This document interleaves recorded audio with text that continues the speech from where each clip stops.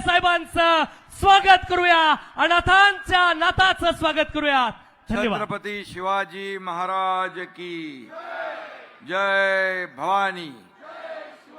Bharat Ratna doctor Babasaheb आंबेडकरांचा, हिंदू हृदय सम्राट बाळासाहेब ठाकरे यांचा, गुरुवर्य धर्मवीर आनंद दिघे साहेबांचा.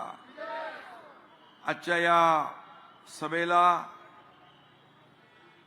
व्यासपीठावर उपस्थित नीलमताई गोरे, उदयजी सामंत, तानाजी सावंत, विजय बापू शिवतरे हॉस्पिटलमध्ये आहेत, रवींद्र धंगेकर, नाना बानगिरे, अजय भोसले, रमेश कोंडे, कुलदीप कोंडे, नमेश बाबर, किरण साळी, उल्हास बागुल, स्वराज बाबर, अनिल कोंडरे, प्राजक्ता श्रीकांत लिपाने, संध्या राजेंद्र बर्गे, वनिता हे उमेदवार आहेत का सगळे?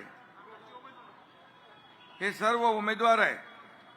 सर्व शिवसेनेचे अधिकृत धनुष्यबाणावर उभे राहिलेले सर्व उमेदवार, सर्व व्यासपीठावरील सन्माननीय पदाधिकारी आणि उपस्थित माझ्या लाडक्या बहिणींनो,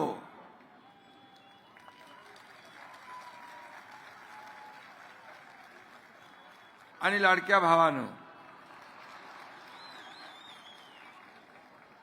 लाडक्या बहिणींची संख्या प्रत्येक सभेला, प्रत्येक रोड शो मध्ये, प्रत्येक प्रचार रॅलीमध्ये मी पाहतोय. विधानसभेपासून नगर परिषदेमध्ये पण सगळीकडे महाराष्ट्रात फिरलो, पण संख्या लक्षणीय वाढलेली आहे. आणि लाडक्या भावांचंही तेवढंच योगदान आहे, कारण काही लाडके भाऊ इकडे येतात, लाडक्या बहिणींना आपले दाजी घरी तिकडे घर सांभाळतात आणि म्हणतात जर सभेला गेला तरी चालेल. पहिला स्वयंपाक करायचा, पाणी भरायचं, कुटुंबाचं काम करायचं, अशा सगळ्या अडचणी होत्या. पण आता लाडक्या बहिणी वेळात वेळ काढून येतात. तुमचं मनापासून मी स्वागत करतो, मनापासून मी धन्यवाद करतो. आणि मी नेहमीच सांगतो, ज्या उमेदवारांच्या मागे महिला, त्यांचा मतपेटीत नंबर पहिला. 100% समीकरण जे आहे हे मी विधानसभेत पाहिलंय, नगर परिषद झाल्या राज्यभर त्याच्यातही पाहिलंय, आणि मला या महापालिकेत देखील हा चमत्कार लाडक्या बहिणींचा, लाडक्या भावांचा पाहायचा आहे. हा चमत्कार विधानसभेत आपण केला, नगर परिषदेमध्ये केला. खरं म्हणजे या ठिकाणी लोकसभा झाली, विधानसभा झाली, नगर परिषद झाली, हॅट्रिक झाली. आता महापालिकेत आपल्याला चौकार मारायचा आहे, चौकार. आणि म्हणून पुणे शहर हे महाराष्ट्राचं चैतन्य आहे, विद्येचं माहेरघर आहे. आपल्या महापालिकेने अमृत महोत्सवी वर्षात पदार्पण केलेला, आणि ही बाब आपल्या सगळ्यांसाठी अभिमानाची आहे. आणि म्हणून खऱ्या अर्थाने या अमृत वर्षात काय द्यायचं असेल तर विकासाचं अमृत आपल्याला पुण्याला द्यावं लागेल, विकासाचं. आणि म्हणून आपला शिवसेनेचा अजेंडा काय? सत्ता खुर्ची बिलकुल नाही. आपला अजेंडा विकास, आपला अजेंडा डेव्हलपमेंट, आपला अजेंडा सर्वसामान्याच्या आयुष्यामध्ये बदल घडवणं हा अजेंडा आहे. मी आपल्याला एवढंच सांगतो की 2.5 वर्षाच्या माझ्या मुख्यमंत्री पदाच्या कारकिर्दीमध्ये आपण पाहिलं की अनेक प्रकल्प आम्ही राबवले, अनेक विकासाभिमुख कल्याणकारी योजना आम्ही राबवल्या. मला आठवतं, मी एकदा गावी जात होतो. कुठला चौक होता तो? चांदणी चौक. मी गावी जाताना चांदणी चौकामध्ये लोक थांबले होते, आणि मला त्यांनी लोकांनी थांबवलं आणि म्हणाले आमच्या व्यथा ऐकून घ्या. एवढी ट्रॅफिक व्हायची तिकडे. मी सांगितलं की आपण याच्यातून मार्ग काढू. मी जाताच सगळ्या अधिकाऱ्यांना फोन केले, सगळ्यांना सूचना दिल्या. गावावरून येताना पुन्हा तिकडे थांबलो, आणि त्या चांदणी चौकातली ट्रॅफिक आता दूर झालेली आहे ना. दूर झाली, आता इथली कात्रजची करायची आहे. कात्रजची ट्रॅफिक देखील दूर केल्याशिवाय आपण स्वस्थ बसणार नाही. आणि म्हणून या ठिकाणी आपण शिवसेना स्वबळावर आपण लढतोय. काही लोक म्हणतात एक नगरसेवक होता ते 120 कसे करणार.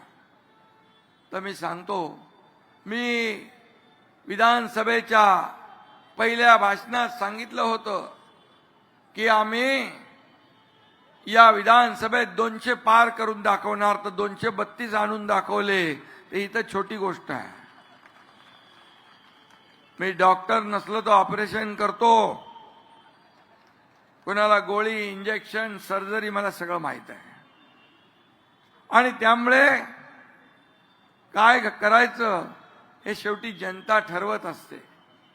जनता ठरवत असते. आणि काय म्हणाला कोण?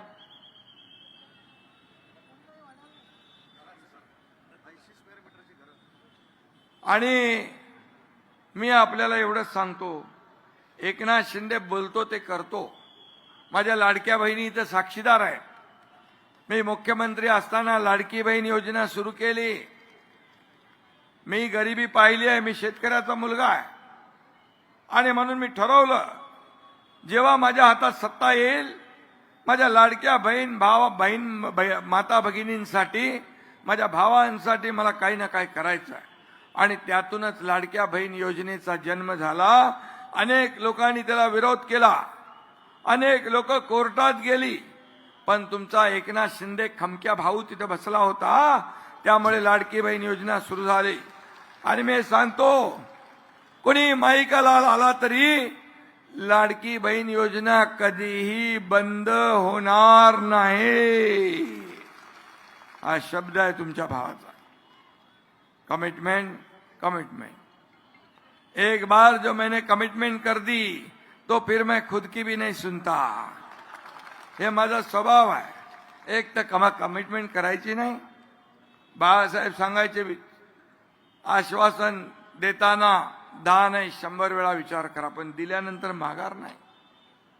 आणि मी त्यांचा सैनिक आहे. त्यांचे विचार घेऊन पुढे चाललोय. याचा मला अभिमान आहे.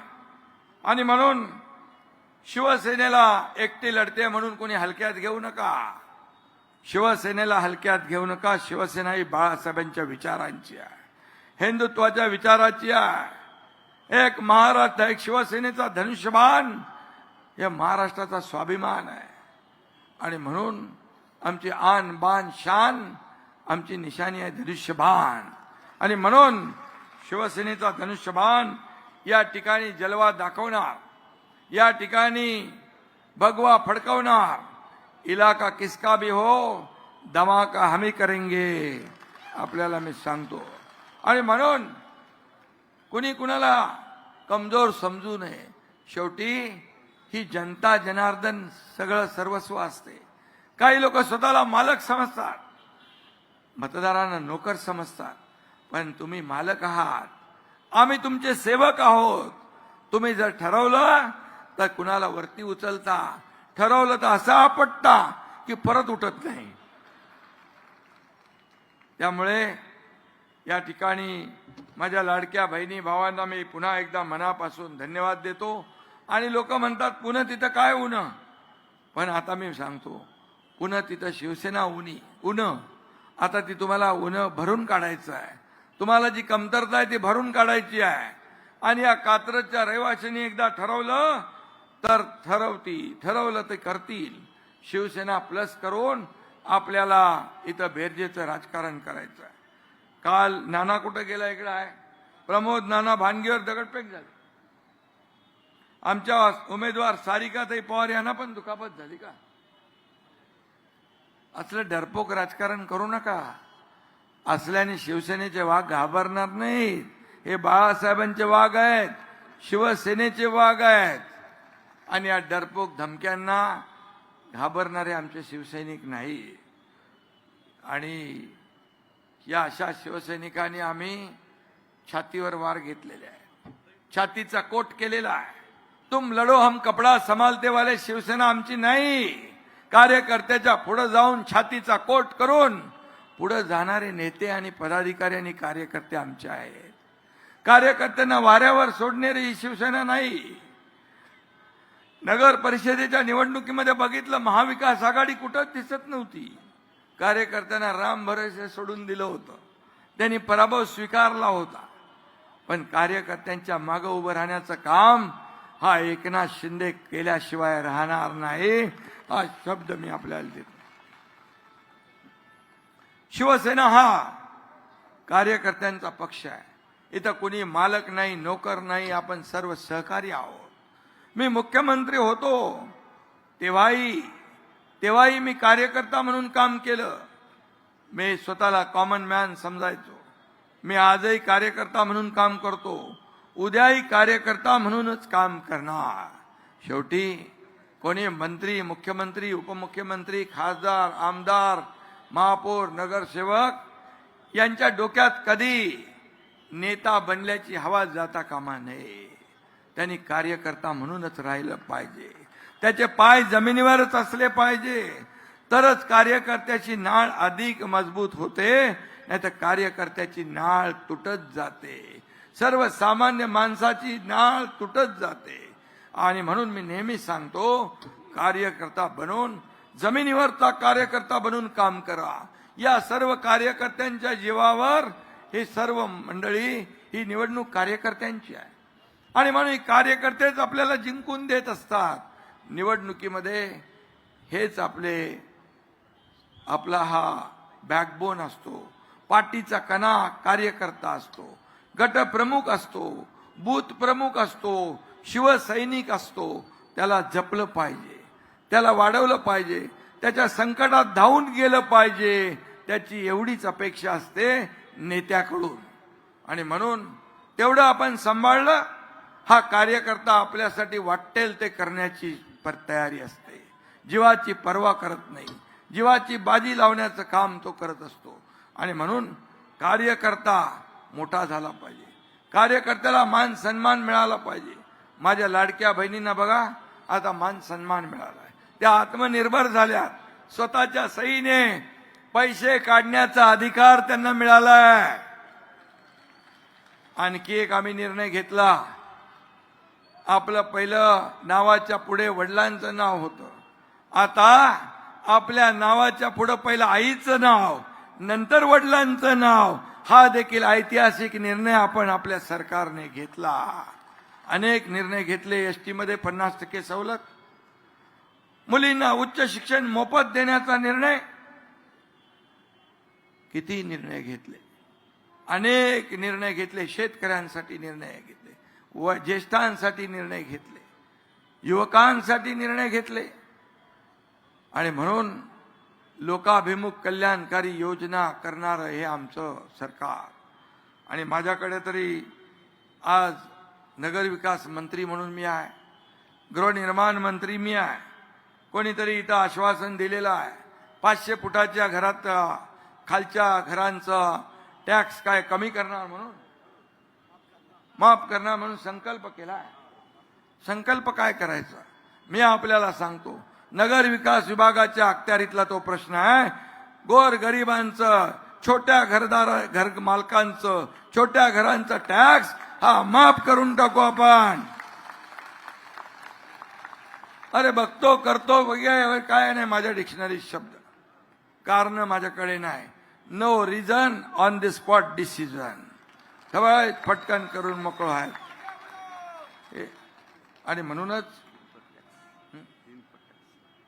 आणि म्हणून मी आपल्याला सांगतो, म्हणून तर महायुती 232 जागा निवडून 232 जागा निवडून आल्या. महाराष्ट्राच्या इतिहासामध्ये कधीच एवढ्या जागा कोणाच्या आल्या नव्हत्या. या माझ्या लाडक्या बहिणी भावांनी सगळ्यांनी मदत केली म्हणून चमत्कार झाला. या ठिकाणी कात्रजचा एकात्मिक विकास आराखडा आहे. तो सर्वांगीण आणि नियोजित विकास करणे, वाहतूक, पाणी, वीज, रस्ते, चौक, पर्यटन यांचा समन्वय पुढील 50 वर्षाचा विचार करून विकास आराखडा या ठिकाणी केला जाईल. हेही नगर विकास विभागाच्या माध्यमातलं काम आहे. शिवसृष्टी ते खडी मशीन चौक परिसराचा देखील त्याच्यामध्ये समावेश असावा अशी मागणी आलेली आहे. आणि कात्रज चौक विकास कामं, उड्डाणपुलाच्या कामामुळे चौकातील वाहतूक विस्कळीत झालेली आहे. रस्त्याची अपूर्ण व चुकीची नियोजन प्रक्रिया, प्रशासनाच्या या ठिकाणी ज्या ज्या काही त्रुटी आहे त्या दूर करण्याचं काम आपण करू. आणि वाहतूक ट्रॅफिक मुक्त पुणे आपल्याला करावं लागेल, ट्रॅफिक मुक्त कात्रज आपल्याला करावं लागेल. आणि त्यासाठी जे जे काय करायचं ते आपण करू. पाण्याची समस्या आहे, विद्युतची समस्या आहे. गेल्या अनेक वर्ष जे लोक सत्तेत होते त्यांना विचारलं पाहिजे, बाबा काय या समस्या राहिल्या, कशासाठी या समस्या राहिल्या, आणि म्हणून त्या सोडवण्याचं काम आपण करू. कात्रज चौक ते गुजरवाडी फाटा रस्ता रुंदीकरण करण्याची आवश्यकता आहे. त्याला देखील जे काही निधी लागेल तो निधी देखील दिला जाईल.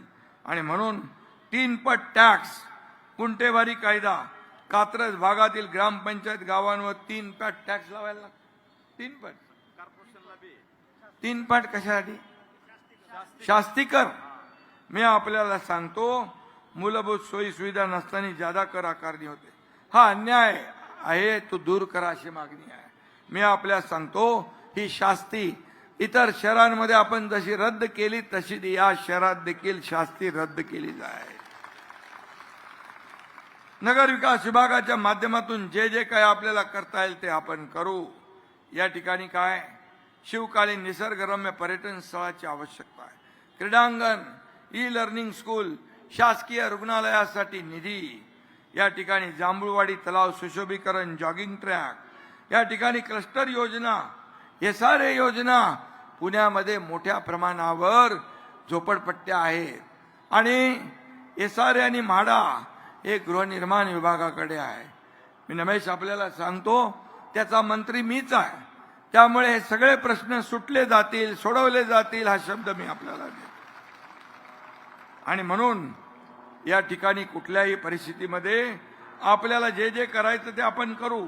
मी आता ज्या दिवशी तुम्ही मला सांगितलं या ठिकाणी विकास कामांसाठी पैसे पाहिजे, मी तात्काळ उदय सामंतजींना सांगितलं आणि माझ्या नगर विकास विभागातून 10 कोटी रुपये प्रभाग 38 मध्ये पाणी पुरवठा योजनेसाठी तात्काळ मंजूर केले. 25 कोटी रुपये रस्त्यांसाठी मंजूर केले आचारसंहिता लागायच्या आधी. त्याचबरोबर 58 कोटी रुपये जांभूळवाडी तलाव सुशोभीकरण आणि जॉगिंग ट्रॅकसाठी मंजूर आपण केले. आणि म्हणून 159 कोटी नरेगाव, जांभूळवाडी, कोळेवाडी, भिलारेवाडी, मांगडेवाडी, गुजर, निंबाळकरवाडी या गावाच्या ड्रेनेज लाईनसाठी देखील 159 कोटी आपण मंजूर केले. असे 252 कोटी मंजूर झाले. मला सांगा, तुम्ही सत्ता आणली तर किती पैसे भेटतील सांगा?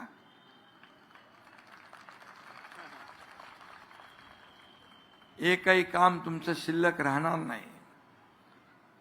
वाहतूक कोंडीतून मुक्त व्हाल. या ठिकाणी नवले पुलाचा प्रश्न जो आहे तो देखील या ठिकाणी सोडवला जाईल. हा देखील मी एक शब्द आपल्याला देतो. या भागातले प्रश्न सोडवणं ही तर आमची जबाबदारी आहे. कशाला नगर विकास खातं, कशाला गृहनिर्माण विभाग?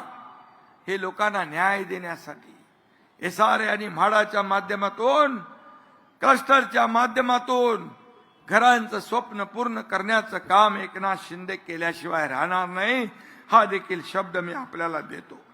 या ठिकाणी मला वाटतं लोक, जगभरातले लोक पुण्यात येतात. पुण्याचं इंटरनॅशनल लेवलला ब्रँडिंग व्हायचं आहे आणि त्यासाठी पुण्यातील युवकांना देखील मोठ्या प्रमाणात रोजगार मिळाला पाहिजे, त्यांच्या हाताला काम मिळालं पाहिजे. येणाऱ्या पर्यटकांसाठी आंतरराष्ट्रीय, इथं आपल्याला गणेशोत्सव आंतरराष्ट्रीय महोत्सव आहे आणि म्हणून येणाऱ्या पर्यटकांसाठी आंतरराष्ट्रीय दर्जाचं या ठिकाणी काय भवन पाहिजे. या ठिकाणी त्या लोकांना आल्यानंतर पुण्याचं जे काही संस्कृती आहे त्याचं दर्शन झालं पाहिजे. यासाठी जय गणेश भवन देखील उभारण्यात येईल, त्याला देखील निधी दिला जाईल. आपल्याला हे मी सांगतो. आणि म्हणून जे जे आपल्याला या ठिकाणी मी सांगितलंय, या ठिकाणी इतिहास जो आहे इतिहास लोकांसमोर जिवंत राहिला पाहिजे, प्रेरणा मिळाली पाहिजे, ऊर्जा मिळाली पाहिजे. जो इतिहास विसरतो तो इतिहास घडवू शकत नाही. आणि म्हणून आपल्या इतिहासाची जतन आपण केली पाहिजे. आपल्याला पुण्यात नवा इतिहास घडवायचा आहे. या ठिकाणी पुणे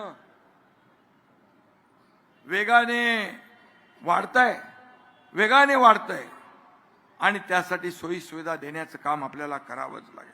ही अशी सगळी तरुण माणसं, तरुण मुलं एकत्र आलेली आहे आणि एकत्र आलेले आता हा देश तरुणांचा आहे. ज्येष्ठांचं मार्गदर्शन त्यांना मिळतच आहे आणि म्हणून अशा लोकांच्या पाठीशी उभं राहण्याचं काम हा एकनाथ शिंदे केल्याशिवाय राहणार नाही. हा शब्द मी या ठिकाणी देतो. कारण थोरा मोठ्यांच्या ज्येष्ठांच्या आशीर्वादाने काम करण्याचं बळ आम्हाला मिळतं. मला लोक विचारतात तुम्ही झोपता कधी, तुम्ही उठता कधी. मी म्हणालो मी झोपायला नाही, झोपा काढायला नाही आलोय, लोकांच्या झोपा उडवायला आलोय. आणि म्हणून मी सकाळी 6 वाजता 6:30ला झोपलोय आणि आता उठून इकडे आलोय. दर दिवस हाच सगळा कार्यक्रम सुरू आहे.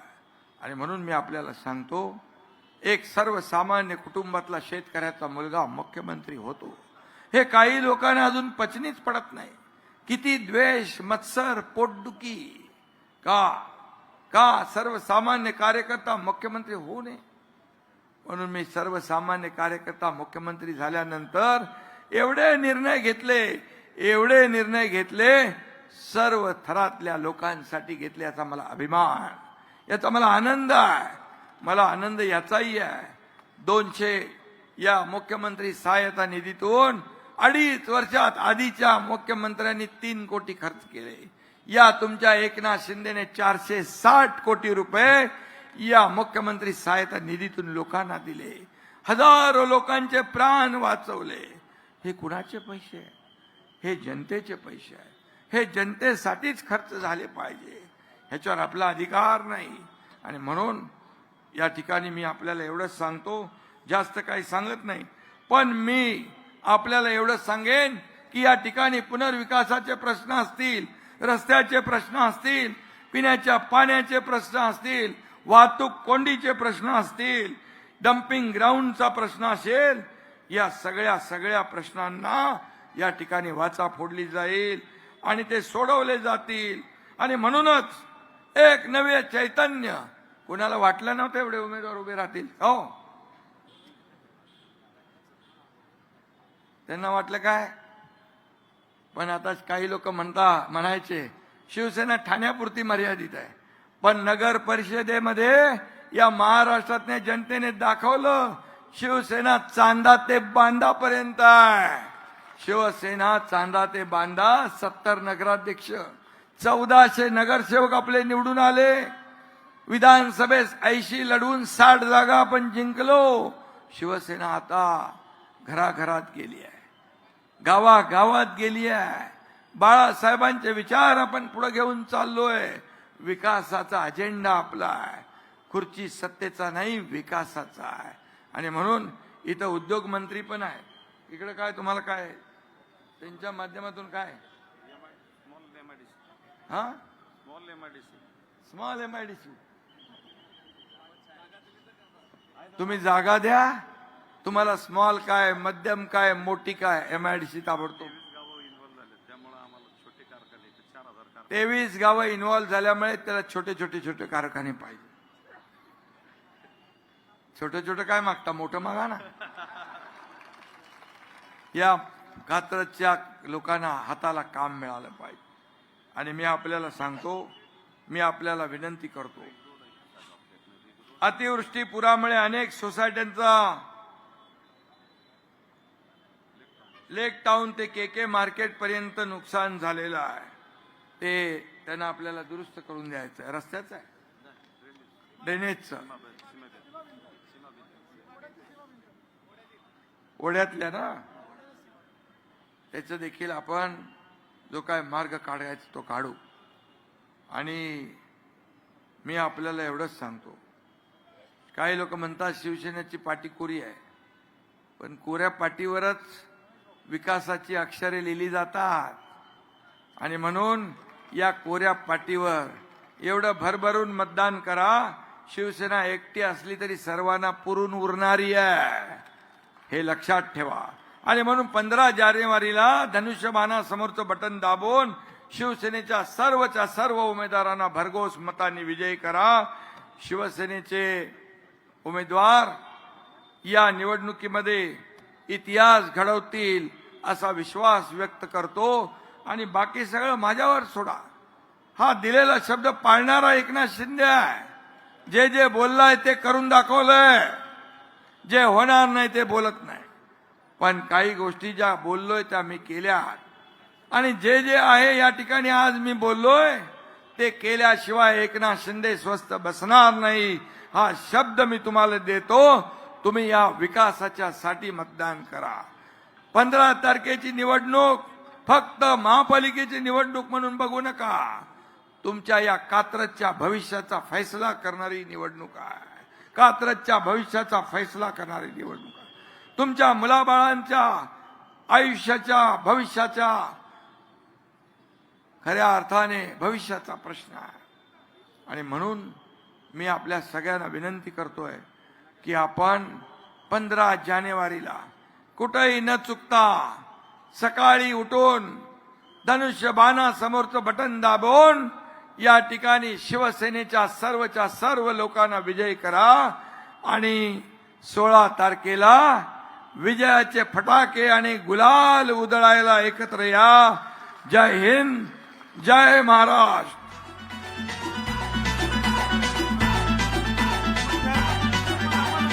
उबाठाच्या उपशहर प्रमुखांचा प्रवेश होतोय. प्रवीण हेलगे युवा सेनेच्या सन्माननीय साहेबांच्या हस्ते उबाठाचे उपशहर प्रमुख प्रवीण हेलगे युवा सेनेचे उपशहर प्रमुख प्रवीण हेलगे